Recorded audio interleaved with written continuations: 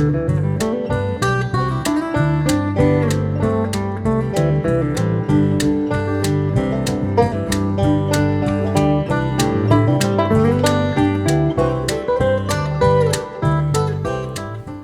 we're back. Asheville Music and Revolution, episode 15. Do I hear an echo? Well, we're continuing on with the singer-songwriter protest, singer-songwriter series, and it's been amazing talking with people who were really dedicated to making a change in the world through music. And today I have the honor of as my guest, Tom Keever. Tom, welcome to Asheville Music and Revolution. I'm delighted to be here and have been looking forward to this hour, so great. So I met Tom when MOAC, Musicians Organizing Activist Committee, put together a protest songwriting contest.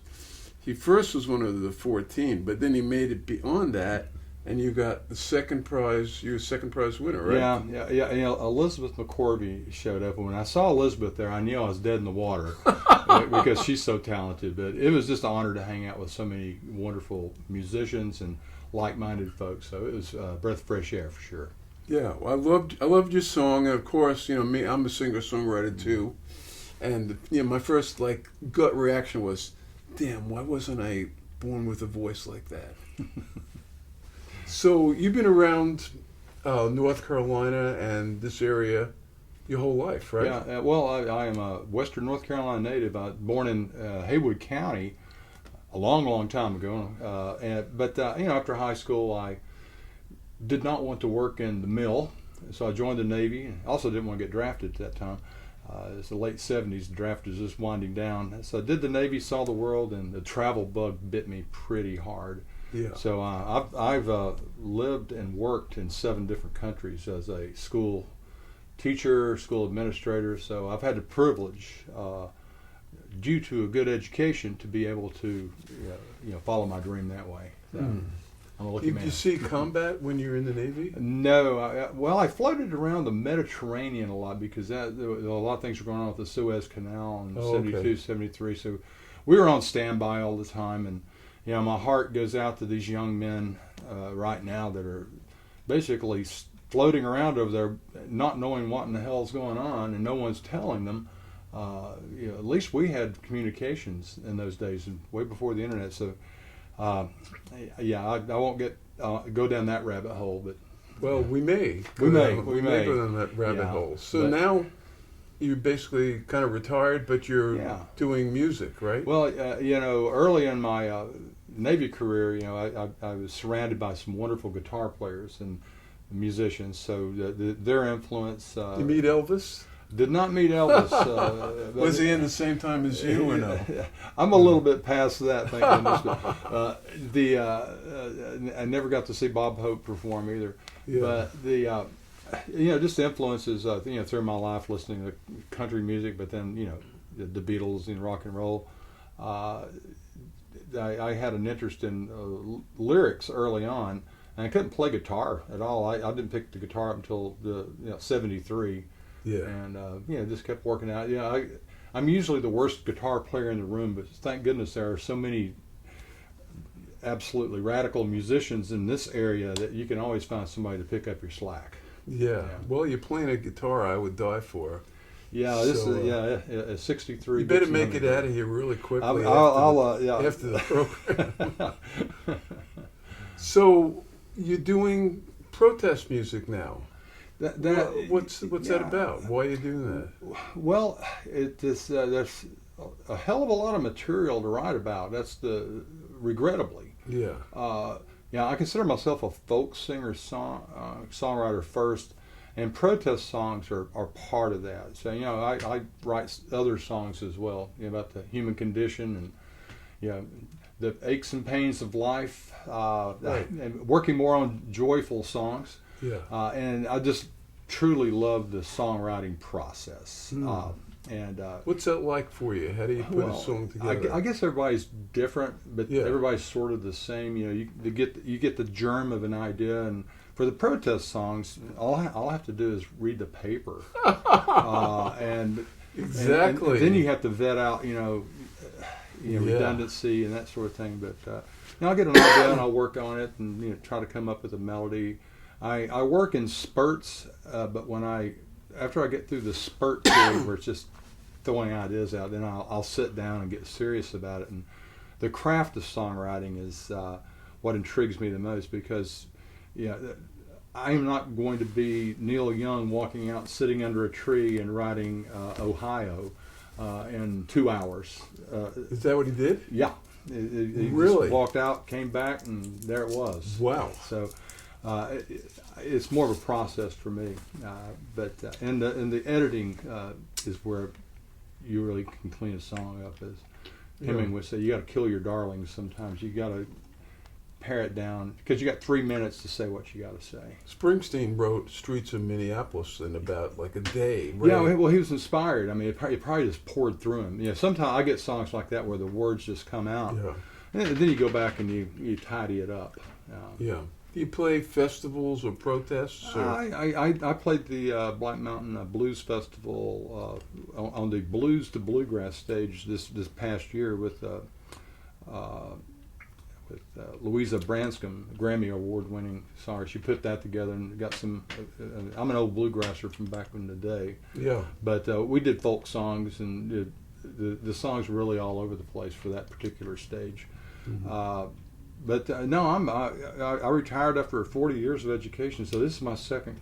I'm not going to call it career. This is my second passion. Yeah. And and I tell folks I don't think it's ever too late to express yourself. Yeah. And, what do you think about, Charlie, our engineer, sent me this rap that somebody was doing today. He was basically saying all these protests and festivals and movements and people on the street, it's worthless. It's all been co-opted, and you have people designated keynote speakers, and it's all been, it doesn't do anything. The only thing that'll change things if we make the rich people lose money or lose power. That's the only thing they'll notice. Other than that, they don't even notice it. I'm just curious, what do you think about that? Well, I think that's just that's sort of a sophomoric analysis of what? Sophomoric. It's not very well. Maybe on the initial look at it, it might be sour grapes too, because no one maybe is inviting this guy to play festivals. I don't know his story at all. But if you write a good song and perform it well, I think that you have an opportunity to have your voice heard. But it's a crowded market. In Asheville, if you throw a rock, you're going to hit and kill a singer-songwriter. We're rich with talent here. Did you make that up? I made that one up. That's good. I like that. And you have some very, very good songwriters around here, which is encouraging. But to this guy's point, does it make it? It's the starfish story. Why do you throw that starfish back in the water? Because it matters to that one. Yeah. So it's. I'm not going to start a movement, but if it's one person at a time, and I have seen that happen, because you can move people through music, through humor, and that is just one of the ways that we can evoke some change. Because sitting on our hands, and hope is not a strategy. Hope, you got to have hope, but it by itself isn't a strategy. I hope this works. You got to do something specific to make it happen. I do songs. You do songs. You promote it, and we all have our voice, which we try to have heard to make a difference. Right. There's something magical about the big pond of consciousness. Yeah. That we do have an effect on it. And I maybe it's self-promoting that I think as a musician that I'm able to have some sort of effect. But I remember seeing Al Gore years ago, and someone asked him about, can we really have an effect on the environment? And his answer was really cool. He said, look at what happened when the Berlin Wall came down. Mm-hmm. All the greatest CIA analysts, the think tanks and everybody, nobody predicted it. Mm-hmm. Nobody knew it was going to happen. Nobody knew until it happened.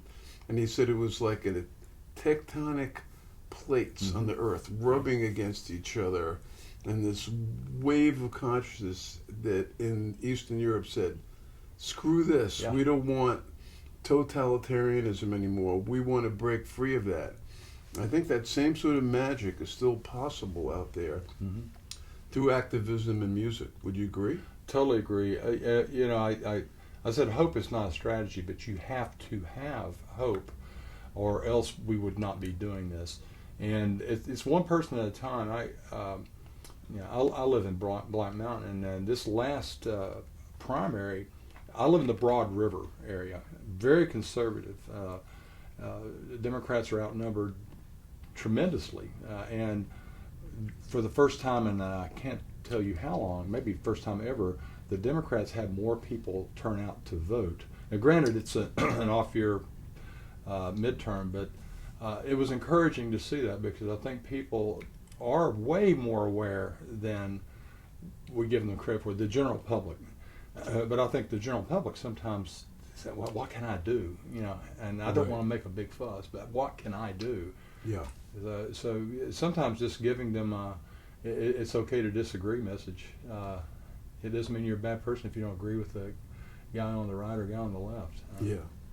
Well, let's get to some music. Let's hear you. Music's what it's all about. Yeah. And you're going to allow me to fumble around and pick with you. I've got this little song here that's. What's the name of it? Who Are These Damn Fools? Oh my God! Yeah, well, that's a good question. I think we know who they are. They've identified themselves, and I've rewritten this thing several times, and I've got to get it up to date for the latest news. So I call this a very fluid song. But I wrote this one. When Donnie sent in the troops to D.C. and Chicago, and why are we sending in the troops? It's just, I'm frightened by that, bumfuddled by it, and how does he keep getting away with it? But that sort of sparked that one on. All right, so.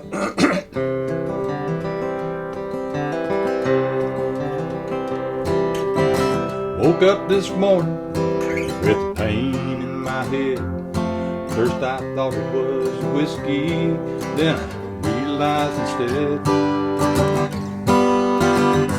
that I'd watched the news last night. Man, it threw me for a loop. Someone tell me what the hell's going on. Why's Donnie sending in the troops? Who are these damn fools? What are they thinking? They pretend to serve the people. Looks like we're sinking. Who are these damn fools? Look what they're doing. They're messing with good people. We're the ones that they're screwing. Who are these damn fools? We're occupying our own country. Guns, tanks, and troops. Someone just tell me what the hell's going on. Why can't you just tell the truth? Will someone please tell me it's not Germany 1938? The National Guard's not his SS troops. Those soldiers want to serve, not spread hate. Who are these damn fools? What are they thinking? They pretend to serve people. Looks like we're sinking. Who are these damn fools? Look what they're doing. They're messing with good people. We're the ones that they're screwing. Who are these damn fools? You know, he's just trying to make a point out. He's the one making up all the rules. The hell with our civil liberties. Congress was just his tool. He wants to take us back in time before Abraham Lincoln. To a nation divided, lead us to extinction.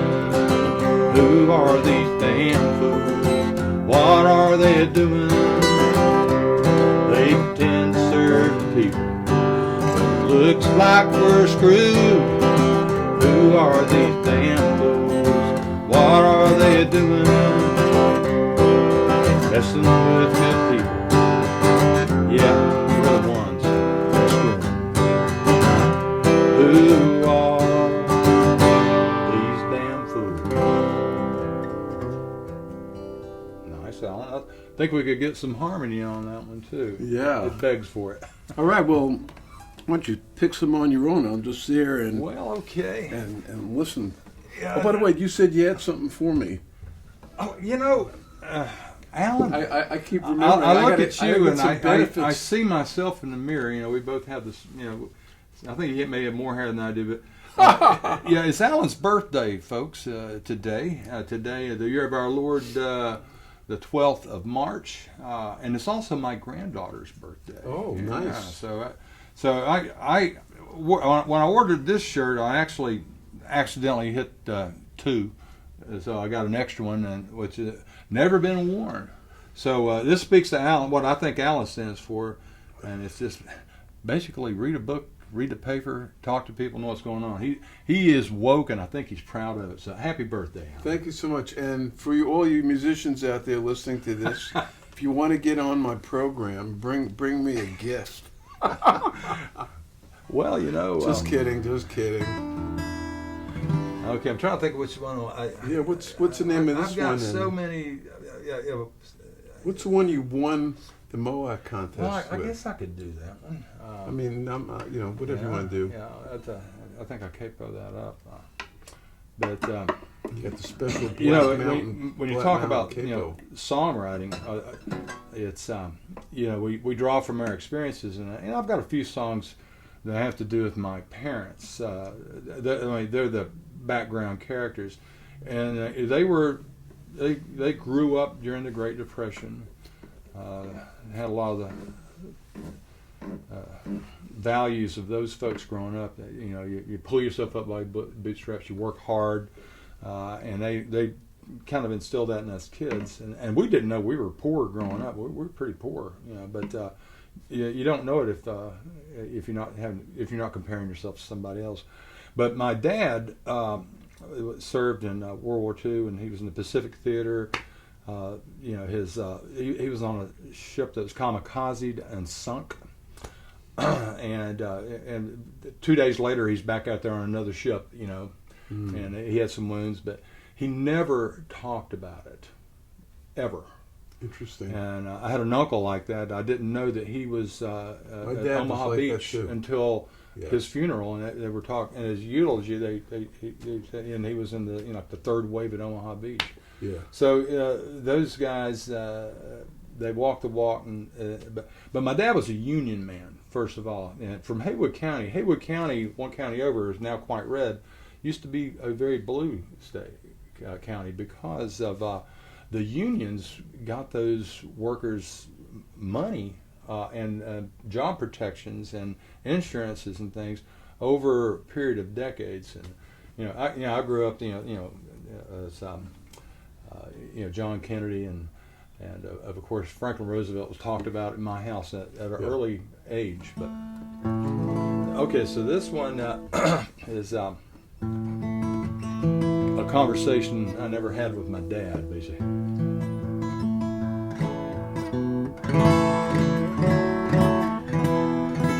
Okay, so things taken for granted is the name of it.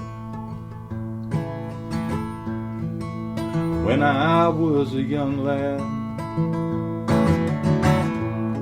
I asked Daddy about the war. He answered back, his voice so sad, "Son, there's just too many scars.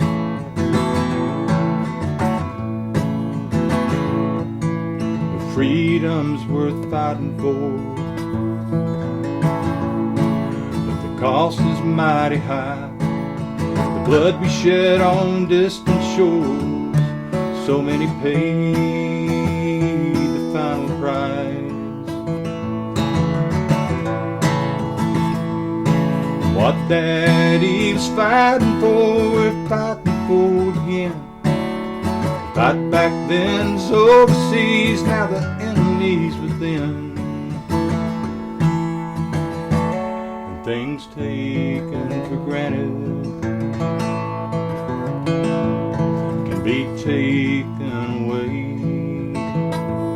So stand up for your country, pray freedom wins the day.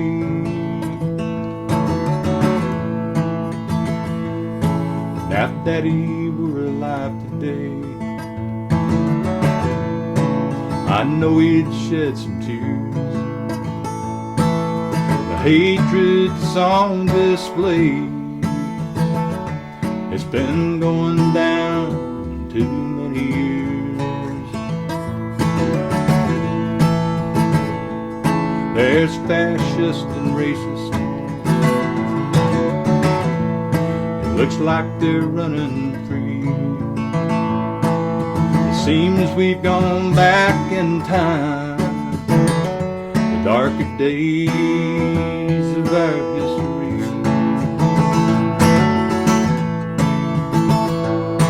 What Daddy's fighting for, we're fighting for again. The fight back then's overseas, now the enemy's within.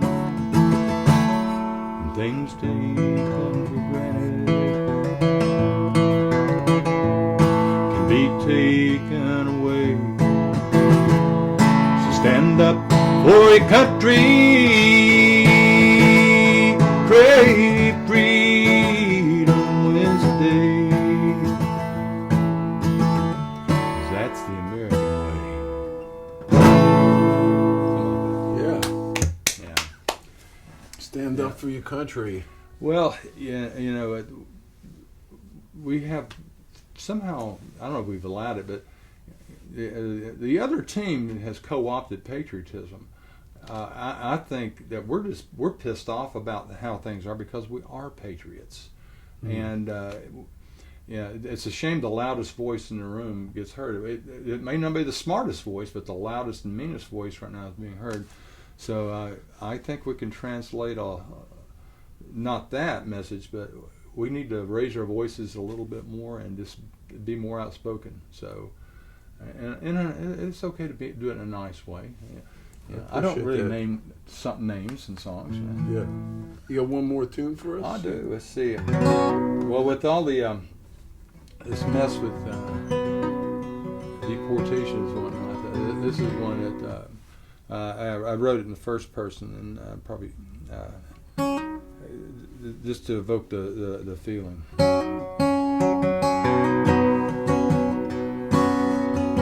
use a pick on this one.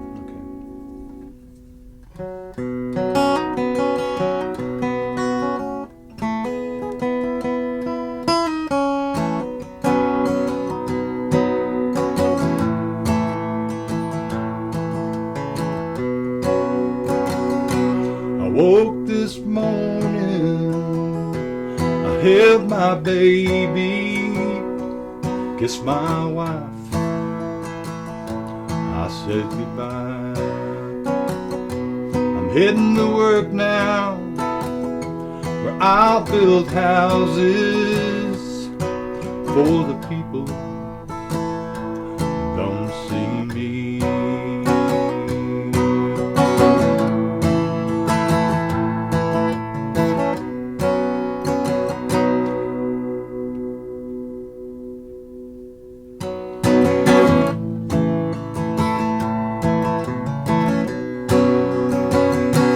Live in the shadows, just wanna be free.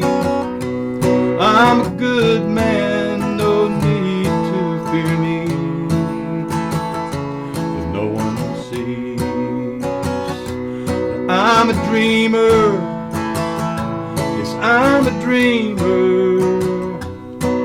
Is a dreamer all I will be? I'll keep dreaming. I'll keep dreaming.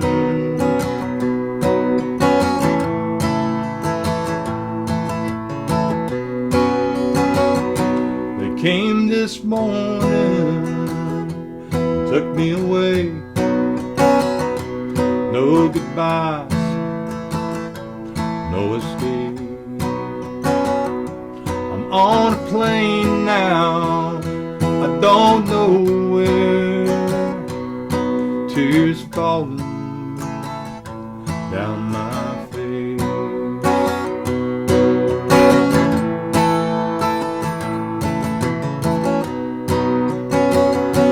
My name is Juan, my wife's Maria. 30 years, this has been our home. We are your friends, we are your neighbors. When will this madness end?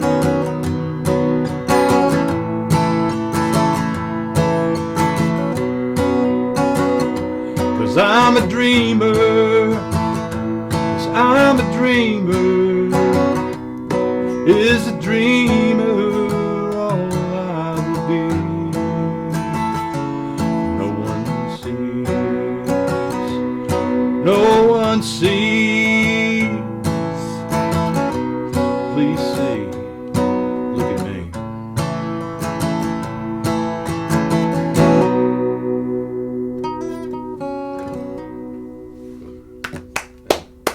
You're a dreamer. Yeah, we gotta be. Yeah. Well, thank you, Tom Keever, for being on Asheville Music and Revolution. It's been inspiring for me to hear your story and your music, and appreciate you sharing it with us Well, today. it's been my pleasure, Alan, and I appreciate what you're doing, giving an opportunity for a voice to be heard. And there are many voices. There are more of us than there are of them. Right on. All right. We'll be back with episode 16 in a little bit. We've got some more singer-songwriters out there, so stay tuned, stay resistant, keep dreaming, and don't give up hope. But that's not what is it? It's not a strategy, but Not you the got to have strategy, it. not a You strategy, got to no. have it to get a strategy. All right. Take care of yourselves.